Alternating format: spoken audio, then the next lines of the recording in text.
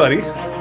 How was your World Carnivore Month? How was your January? Okay, so as of me doing World Carnivore Months, I think this is the third time. Yeah. By far the best World Carnivore Month.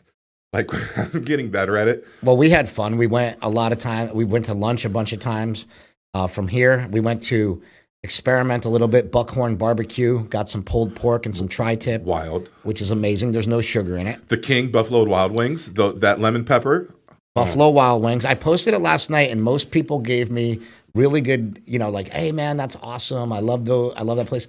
But somebody got really mad. They're like, dude, you're from the East Coast. I'm really disappointed in you because you should know that those aren't good wings. And while I can agree, I know what his sentiment is. There's something about the wings on the East Coast. They have like this, they're kind of like the salt and vinegar that we had, but they're buffalo, like a real buffalo flavor has like a vinegar flavor to it. They smell like hot garbage. So like when they bring them out, when you go to the ground round, you get all you can eat wings and they bring them out in this giant smoking plate.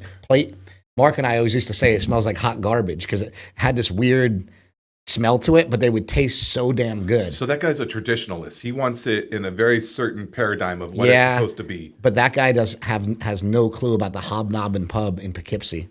The Hobnobbin Pub in Poughkeepsie would take the regular wing sauce, right? And they would mix in just a smidgen of like a barbecue flavor. They said there wasn't sugar in the sauce, but it had this smoky wing flavor, and it was they're the most amazing wings. Like if I could go anywhere and eat right now, anywhere on the planet, eat anything, I'd go to Hobnobbin Pub and get wings. Yeah, that's how damn good they are. Wow, that's a good recommendation. Then. Yeah, and they're a little different. They're not your. Oh, you know where else has great wings? Baby Blues Barbecue, and there's one. Actually, we need to make a road trip. Where's that? Ready? Road trip, San Francisco. Oh, I'm down. But it's in L.A. The one that I normally go to. My friend Danny owns it.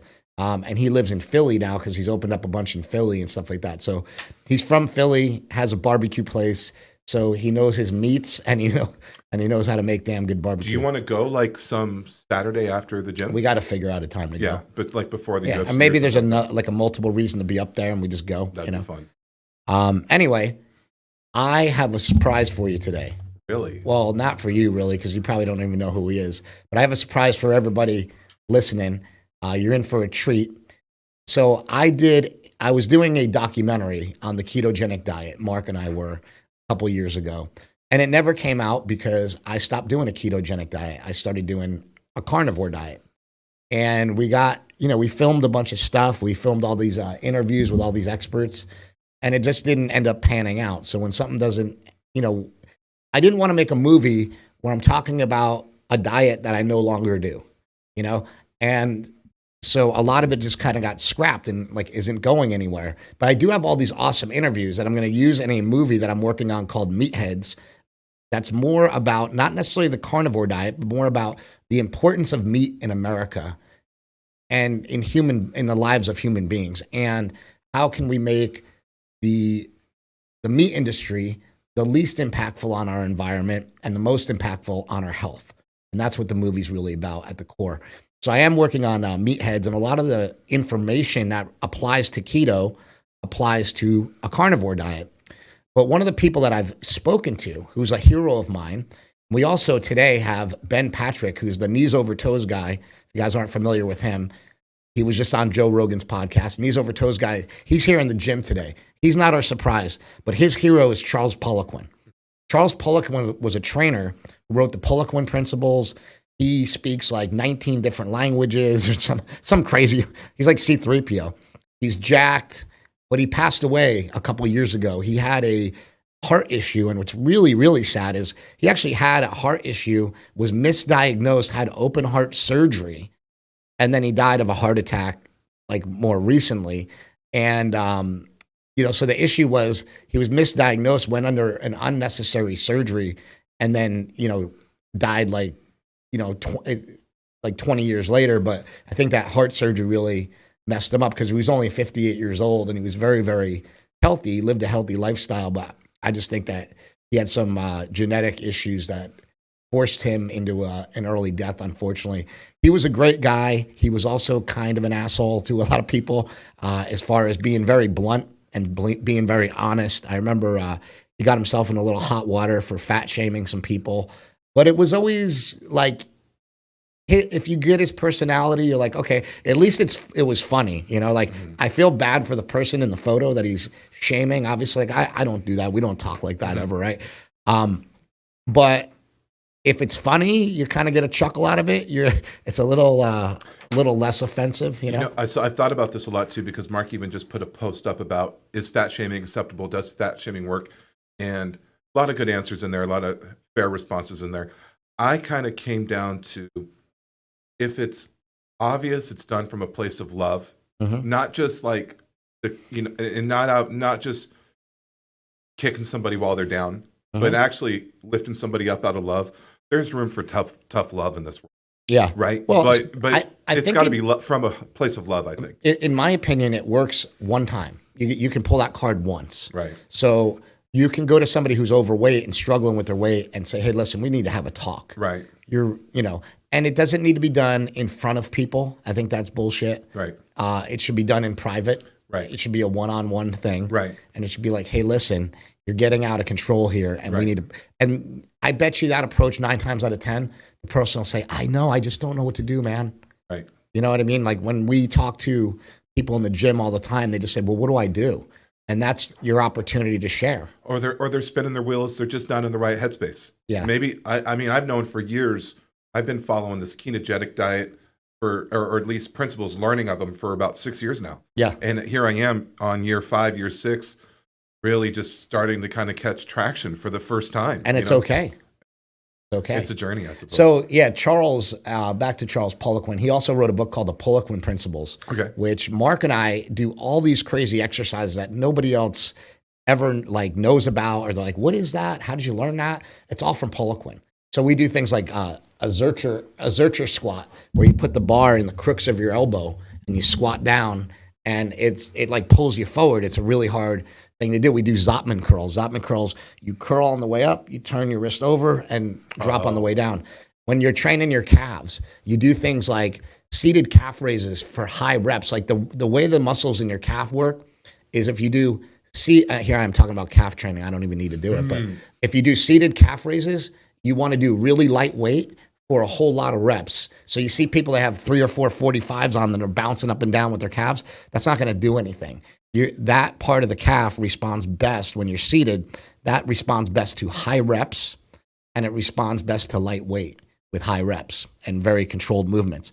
Whereas a standing calf raise, they want you to do a standing calf raise. He wants you to do a standing calf raise, pause at the bottom for 4 seconds to get an Achilles stretch, and because your ankle mobility is everything in athletics, and then pop back up and hold it for a second. Go back down, hold it for 4 seconds, pop back up, hold it for a second. So Charles had all these things with training tempos. You'd say, well, what's the tempo of this? And he'd say it's like a 1-1-1. And a 1-1-1 would mean 1 second on the way up, a 1 second pause, and 1 second on the way down. A 1-0-1 would be a second on the way up, no time on the way, like second on the way up, no pause, and then a second on the way down, like whatever. So he would give these tempos and prescribe different tempos, which you never hear people talking about, like how fast you should do the rep or how fast the bar should be moving, things like that. So he was just an awesome guy. I got to sit down with him after one of his seminars and do an interview with him. Now I apologize because this is all I could find of this interview. I know in our archive somewhere we have the interview totally clean with good audio. It's just that a lot of these little drives die on me. I know it was on one of my little drives, and it died on me. It cost $1,000 for them to go dig it up and find it. So if I was making a movie, I'll go pull this interview. But for making a YouTube video, I'm not going to go spend $1,000 to see if it's maybe on a drive that I might have. So I apologize. The audio's not great. The video is pretty good because it was shot on a good camera, but it's a low res version of that. So I definitely apologize. If you don't like it, just don't watch it. It's that simple. You have to go leave comments saying, hey bro, I thought you were a filmmaker. The audio's bad. I'm telling you now, the audio's not great, but the content is priceless. And I think that's the difference. So without further ado, ladies and gentlemen, let's meet Charles Poliquin. Fighting out of Sacramento, California. Woo! What What you gonna do? Better. Stronger. Son of a bitch. Faster. Oh, yeah!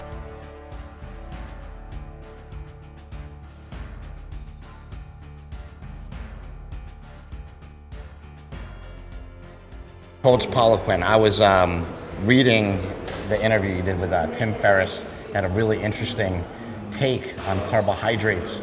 You said that if you're not under 10% body fat, you haven't earned them. Correct. What do you mean by that? And can you explain that a little bit? Okay, so most people have more excuses than a pregnant nun to have more carbohydrates. You say, oh, my parents are Italian or whatever. Actually, it has to do more with insulin resistance. There's some genotypes like Serbians, Croatians, they can handle more carbohydrates than other Caucasians, let's say if you're from Norway. So the basic rule for carbohydrates that I like is what I call the Equator Rule. So the closer your ancestors were from the equator, or close to the equator, actually you can tolerate more carbohydrates. But if your ancestors are from northern Canada and they're Inuits, well, fuck it. 2% carbohydrates I'm actually ever deserving, like if any, right? So genetic, and then how long were your ancestors involved in agriculture? But if you look at the decay and all the degenerative diseases in humans, they start with agriculture, right? So before, when we were more hunters-gatherers, we had less disease. So you have Sean Baker, I think, who's a big advocate of carnivore diet. I would say for a lot of Caucasians, that's probably the healthiest diet they could have. If you're from Vietnam, probably you didn't eat that much meat. But put it this way, I mean, we don't have access to that much high quality meat anymore. But let's say tomorrow everybody can afford high quality meat, health will improve generally. You think if people ate more meat? Yeah, I'm not convinced of that. But the key in this statement is the quality of the meat, right? So if you're eating yak that's been grass-fed in Colorado, it's a lot different than some grain-fed bull in Germany, right? And also the quality of the water that the animal drinks, quality of the food, so whatever the animal eats, we eat. So it has to be high quality, but protein in Greek means first important, so we should have, first put our emphasis on quality meats.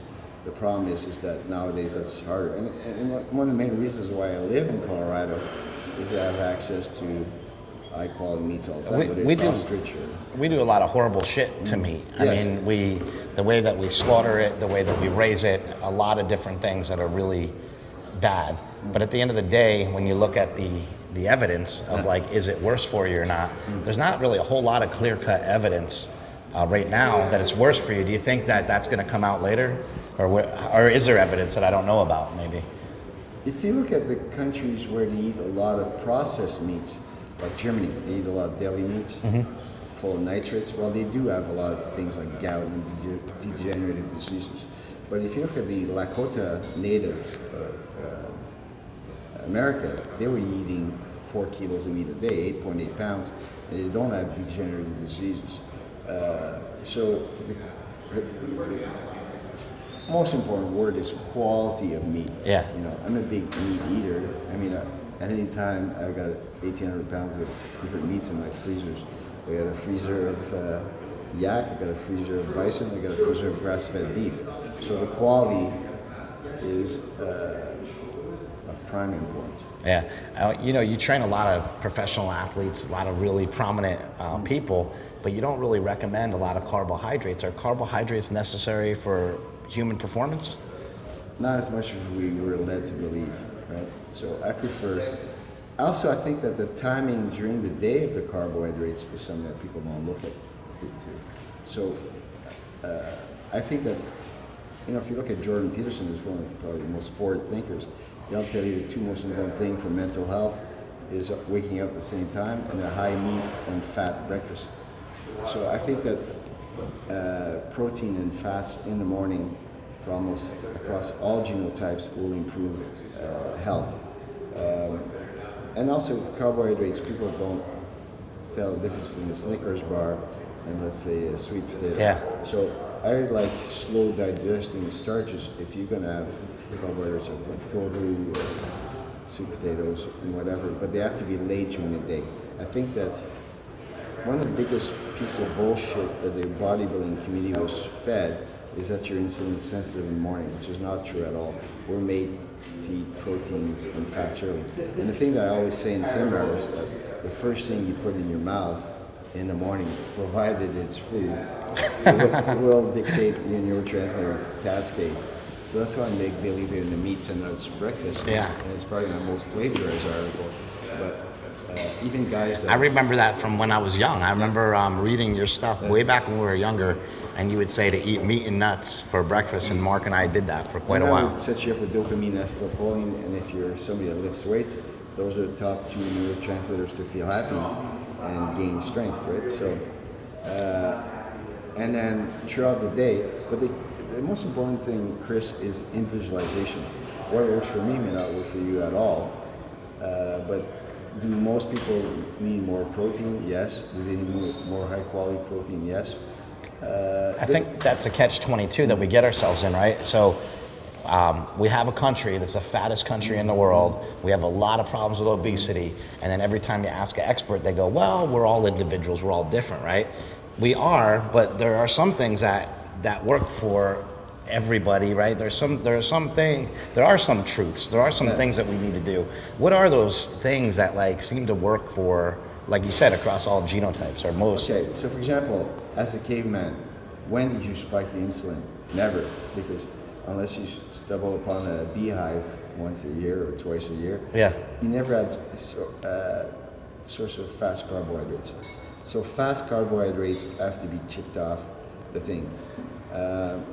The problem is that if we kicked off all grains, within 3 days, 58% of the world population would have nothing to eat. it'd be gone. But to your listeners, I don't think money is an issue, so they should choose the best fuel. You have to look at things like nutrient density. And the industry is full of bullshit like, acai berries, high in antioxidants, actually not as much as red raspberries. So, well, and if you look at nutrient density, wouldn't red meat be, sort of at the top? Maybe organ meats would be the top. Yeah, and and as much as possible, people should strive to eat wild meats. So, when I'm at home, I will eat yak, ostrich, things that are raised locally and free roaming. Even the quality of your eggs makes a big difference if they're cage-free and so on. So my eggs, actually I get them from two of my assistants, raise their own chicken. That's awesome. But you can tell by the taste.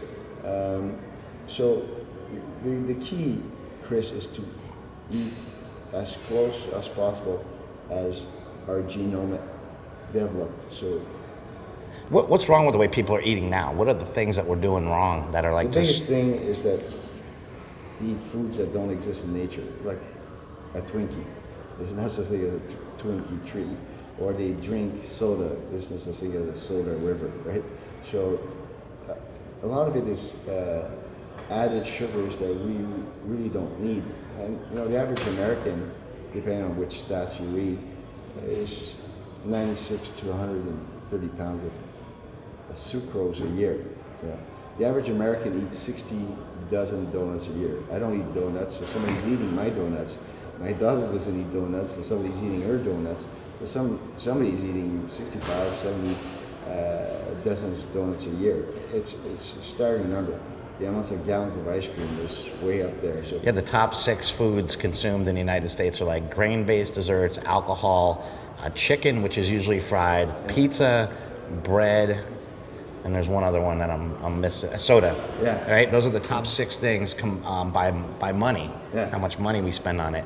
That's huge. Well, 11% of American 11 years old take 31% of their calories from chicken McNuggets.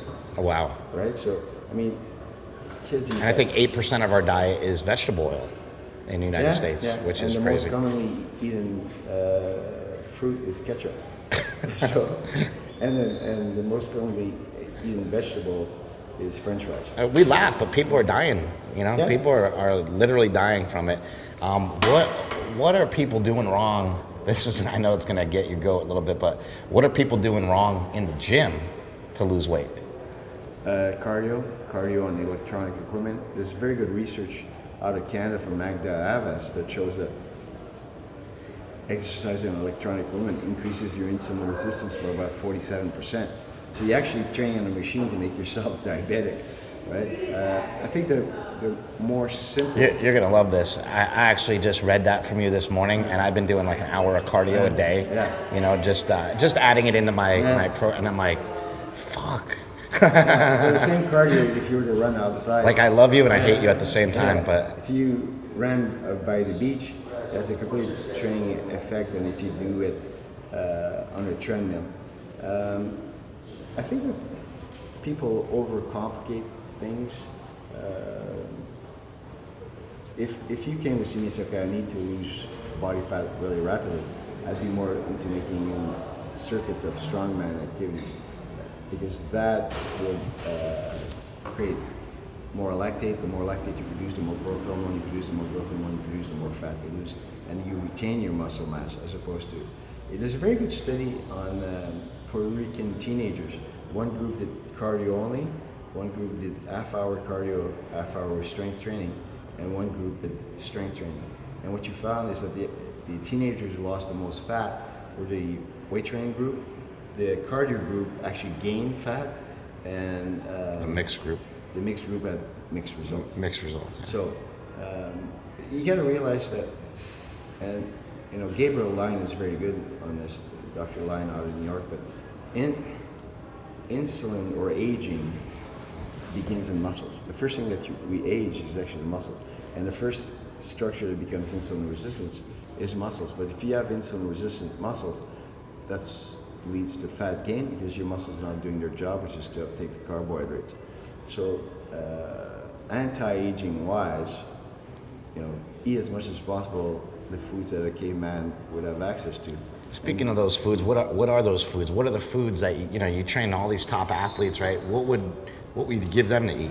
What do you? Okay, so for example, if they're very fat, I use what I call the fisherman paleo diet. So the more sea-based proteins I use, so scallops, lobster, sea bass, and so on. Why? Because they have a higher iodine content, and most people, well, 98.6% of the population is iodine deficient. So the more iodine you kick in, and then they're allowed to eat nuts, and they are allowed to eat vegetables. Usually I do a 2-week boot camp of that, and then I slowly reintegrate carbohydrates into the mix. But some genotypes, the maximum amount of carbohydrates their genes will allow them is 25 grams. So some people should not be on carbohydrates. But again, Chris, the key is individualization. So when you have a carnivore diet, I think that's really good. What's the percentage of the population that can thrive on it? It's smaller. But I'd rather have somebody do the carnivore diet than to use a diet that has bread in it and all that shit, right? Yeah. So-called healthy foods, which are not. Heart healthy, Yeah. they call them. Yeah. You had an issue with your own heart, correct? What was that issue? It was actually lead poisoning. Oh, lead poisoning. Which blocked my magnesium receptor sites, which And it gave you a heart issue. it gave me heart spasms. I know. And I was falsely diagnosed. And then I had a quadruple heart bypass, which was not necessary. You had a bypass surgery that wasn't necessary? Yeah. So basically, when I got back to Canada, they were Jeez. like, why did you have the surgery? So in Canada, when you do have an MI, they give you a high dose of magnesium as soon as you get into the hospital to rule out the fact that it could be caused by magnesium deficiency. So, but So did that ever give you any pause now to like eating meat or anything like that? Like, the main concern Yeah, is... it's actually, once I had those issues, I looked a lot into the epidemiology of it, but it made me certainly reduce my carbohydrates. But I think that It didn't scare you away from eating meat or anything, not at though? all, no. I actually reinforce eating meat and just getting rid of the carbohydrates. If you look at sugar is more responsible for heart attacks than protein or fats, especially if you have good fats. And what about supplements? Do you use any supplements? I'm a big believer in supplements. I think that two you can't really get away from are fish oil and magnesium. I've never seen anyone as a first-time client showing up with optimal. I'm so confused on fish oil, right? So I've watched 20 documentaries, I've read 20 books. Fish oil is a waste of time, it's worthless, don't take it. Fish oil is amazing, you need to take it. What's the scoop? What's the deal? Why? My reality is that fish oil, if you look at it, there's three molecules that every receptor site gene, every gene in the human body has receptor sites for. T3, which is your active form of thyroid, D3, which is vitamin D, and omega-3s. So it's impossible if you search a database, medical database, not to find a disease helped by fish oil. So you could type in the weirdest disease you could think of, put in omega-3s, you'll find a minimum of 6 studies. Now, how much do we need, and would it be better to just eat fish? The problem is modern fish has a lot of heavy metals. And the oil, they can remove that? Or they do With the remove oil, it? yes, you can. You can never 100%, but very close to 0.02% heavy metals. But I think fish oil, I've used fish oil extensively. I got criticized a lot for it initially, but then the research came out and backed me up. So research tends to catch up. And you actually have a special fish oil that now that you have on the market, right? Like some. It's called Omega Drive. So And what's the difference with that one? It's 3 times more absorbable than other fish oils. I So you gotcha. could actually take it. One of the things it's used therapeutically for is to lower highly sensitive cross-reactive proteins, which is a marker of inflammation. So if you take fish oil, Yeah, so my C-reactive protein was really high on my blood test. With the carnivore diet, it's come down, but it's a concern for Mark and I. So you're saying that fish oil, especially, there's a good research paper out of McGill University in Montreal, that if you take 3 grams of that type of fish oil right before you go to bed, since it's digestion friendly, it will lower inflammation dramatically. Like you could measure your HCRP, take this fish oil, 3 grams before you go to bed, and it will drop dramatically. I'm on it. Yeah, because it's you know, before we used to think cholesterol is a culprit, but it's actually inflammation. And HSCRP is one of the best ways to predict if you're going to have a heart issue. But it also tells about all the rampant inflammation in the body, so it could be osteoarthritis, rheumatoid arthritis, or whatever it is, or high blood pressure. So lowering HSCRP, you're not just lowering a number, you're lowering a lot of conditions in your body. Yeah, I got one last question for you. So, because I know you like to rant about things, you like to kind of go off about things, and I just feel like a lot of people don't understand. We're told a lot of lies. There's a lot of myths out there. A lot of stuff that we were taught when we were younger, like, you know, just isn't true. Fat, Yeah. What are some of the myths, like the low fat myth? Like where did we go wrong, and why are we so screwed up? The biggest inflection point in obesity in the U.S., and if you look at the statistics, is when we went low fat, and then we were conned at fat, and now the research shows that it was all bullshit. But yeah, in the 80s, everything was low fat. yeah, so but they exaggerate, like a low fat school lunch, like the bag. I mean, fuck, it's always been low fat, or they would put low fat on labels. They'd always been low fat. Like I remember being to grocery Twizzlers, store. they're always low fat, right? Like low fat grapes. Like fuck, they were all been low fat. I think the food industry is really guilty of putting gluten-free on shit that's like automatically, gluten-free on fish. Like, of course it is. You know, come on. Yeah. So just to distinguish themselves. But if you look at the obesity, the inflection point in the curve in the U.S. for obesity is when the low fat craze started, which is the early 80s. But how big did it have an effect? Well, it tripled children's obesity. Okay, and countries where there was no obesity, like Iceland, once they got to low fat, high carb, it went up. Denmark has the highest incidence of PCOS in the world, but Danish teenagers drink the most Coca-Cola in the world. Wow. Like the average Danish teenager drinks 4 liters of Coke a day. Right? Well, that's a lot of simple sugars that your genotype is not used to. So, they should have left it alone. So bacon and eggs are not a problem as far as fat protein content. The problem when bacon and eggs is when you add a bagel with jam on it to that mix, right? So protein and fats, you just leave them alone. and the more protein and fats you can do early during the day. Yeah. There's tons of research that backs me up on that, diet or productivity. So for example, even food choices are affected by what you eat. So if you give children like microwaved oatmeal in the morning, which is like slow cooked oatmeal, they're going to take 78% more calories throughout the day than a group that was fed an egg omelet. So Probably one of the most passionate people I've ever met about lifting. I've read that, I think I read that you have everything written on strength training since when? 1896. Is that true? Yeah. You have like a library? I have a huge library. So everything written on strength training since 1896. It's in Norwegian, it's in Welsh, language, Finnish. And you speak several languages. Yes, but the thing is, for me, it was such a passion that, even Brooks Kubik is a very famous weightlifting. Why are you so why are you so passionate about like training? What got you so passionate? Well, the thing is that I realized a long time ago, there's a German saying that says that strength is the mother of all physical qualities. So if you don't take care of your strength, you're never going to be good. So I made a reputation worldwide for making people strong in the least amount of time.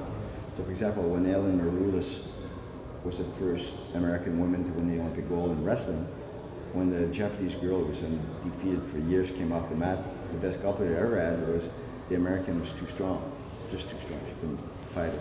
So all my life I spent making people stronger, but I realized that, you need to visualize, but you need to catch 1% here, 1% there. Even like, have you seen those true dark glasses? Yeah. Okay, so true dark glasses, I was very skeptical, but it does improve to about 50%. Yep. But by accident, I found that if you wear the red ones while you strength train, you can lift more weight. What is the physiological mechanism? I have no clue. But They're saying light is a big thing. Like Yeah, all these yeah. things that we didn't think were important. Sleep, right? like Light. people always say, do you have anything to boost testosterone? The best thing to boost testosterone is actually quality of sleep. And, watching the screens before going to bed is really bad. So if you wear the true dark glasses, I would go out and say that the glasses that block blue light can make an improvement of quality of sleep by 50%. But also, all your male hormones get jacked from it. So My girlfriend used to work for Bulletproof, Yeah. and she'd come to bed with the glasses on. I'd be like, just no. Yeah. Like, you're not wearing those to bed. They're so ugly. yeah, but I find the difference because I travel internationally so much that when I do wear the glasses, my jet lag is cut. Yeah, it's kind of amazing how well it does work. Yeah, so and there's research, for example, that even the red light on your TV is too much of a Yeah, and they say to circuit. cover up that dot Yeah. with like, tape or some But shit. for breast cancer, like the more light you have in the room while you sleep, the more likely you're going to get breast cancer. Really? Yeah, I think the more we simplify our lives, but if you were to say to me, hey Charles, I just want one fucking thing to do to improve my health, I would say stay away from screens 4 hours before you go to bed. And if you go away from the screens or at least wear the true dark glasses, that's better, but when's the last time people read a book? It's so hard because Yeah. now we have a screen everywhere we go, and then we even have glasses that have a screen in them. Yeah. Like everywhere you look, there's a screen. It's really hard not. I can see a screen right here and Yeah. out of the corner of my eye. It's like it's really They're- hard. They're you know? everywhere, yeah. But what I found once I put that into my discipline, I actually have an alarm clock that I set during the day to go off screens, right? But To let you it made know. me do, it made me write more in On a paper, right? yeah, and then, but the research even shows that if you take your notes in writing versus computer, you retain 2.5 times more if you write them down with a pencil or a pen than if you type it. Yeah. So there's that link between the action of writing and memorizing. So cutting back on screen time is huge. I was just going to ask you, quickly, have you had people? Do you have people where you've put them on sort of a ketogenic diet or a low carb diet, and it completely hasn't worked, and you had to shift gears and do something else? No, because what I do is that I've developed a system over the years called Metabolic Analytics, and I look at where you store your body fat, and where you store your body fat tells me what type of diet you should be on. Really? For example, if you have very high subscapular fat, which is fat in the upper back, you're not made for carbohydrates. So that person maybe do 2% of their diet carbohydrates. So the carnivore diet would be awesome for that. Or what I call the paleo fisherman diet would be good. What if you hold it right here, like I do? That's environmental carbohydrates. It means you eat too many of them. What is environmental carbohydrates? It means is that your intake exceeds your genetic potential. So usually, if you look at, for example, Serbian bodybuilders, let's say Milos Šaršev, when he's lean, he's got very low fat in the upper back, but he can do very well in high carbohydrates. You look at a guy like Ben Pakulski, for the same percentage of body fat, Ben is fat in the upper back, so for him he reacts better to protein and fats. So you should visualize that based on how you distribute your fat. But if you have a fat upper back, so for example, if you look at natives from Canada or from Greenland or whatever, they always have a fat upper back. Those people are genetically made to stick. And how do you measure that? Just with a body fat caliber? Yes. And you measure the upper back, and if it's a certain size. Same size, yeah. So my norm is 10 millimeters. So if you're above 10 millimeters in the upper back, you're not gifted for carbohydrates now. You're gonna have to check that out. Yeah, we could do that for you. But the thing is that you need to visualize the carbohydrates. But pretty much you know that you're not cut out for carbohydrates if you're fat, right? I mean, like, isn't yes, that a big part of it? Fat, you can be born handling carbohydrates very well, but you had Twinkies instead of having rice. Yeah. Or you've had donuts instead of... You can teach yourself to correct. screw it all up. Yeah. Awesome. And the problem is that when you're under stress, I never heard anybody come to my office and say, fuck, last night I was so stressed out, all I could eat was broccoli sprouts, right? Or they won't even say ate a ribeye because they're stressed out. So we're genetically wired to reach for carbohydrates to increase insulin, which lowers cortisol. But we have 100 times more stress than our grandparents. Like, when's the last time you got a letter in the mail? Like, Yeah. People text them because they text you, they think you're going to respond right away, blah, blah, blah. So we naturally reach for carbohydrates quite often just to calm ourselves down. Quick fixes. Yeah. All right, man. Awesome. That was great.